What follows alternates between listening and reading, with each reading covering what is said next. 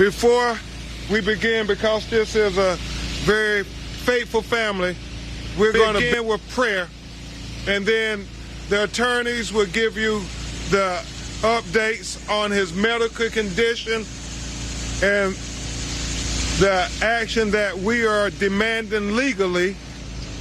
And then you will hear from his parents, his sisters, Latetra, Megan, and Zaitha. And then we will take some of your questions. But first, we will start with Pastor James Boyd Jr. to lead us in prayer. Thank you, Attorney Crump. Good afternoon, everyone. My name is James E. Ward Jr., and along with my wife, Pastor Sharon, we've been highly privileged to be the family pastor for more than 30 years to Miss Julia Jackson, the mother of Jacob Blake, and also her mother, Janie Johnson, for more than 30 years. And at Julia's request and at Attorney Crump's request, I want to just set the tone for our press conference today by briefly representing Julia's faith in the name of our Lord Jesus Christ and offer a brief word of prayer. There are three types of law that govern a nation: spiritual law, moral law, and civil law. But we're only familiar with civil law, and we're often ignorant of the ramifications of violating spiritual and moral law, which civil law alone cannot remedy. When these spiritual and moral foundations are destroyed, societies implode.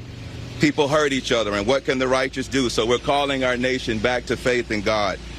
Despite our differences, every citizen of America can agree that we indeed have a monumental problem in our nation, a problem that people created, but people are incapable of solving. And often as we tell...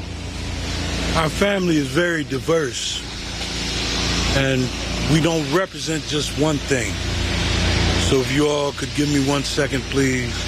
This is for my son, Jacob Blake. Bismillah ar-Rahman ar-Rahim. Alhamdulillah Rabbil Alameen.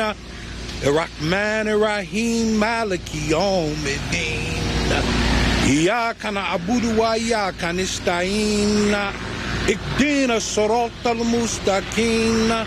Sirata alladhina an'amta alayhim. Ghayril maghdubi alayhim. I'd like to thank everyone for coming out in support of my son with this senseless attempted murder that was committed on him.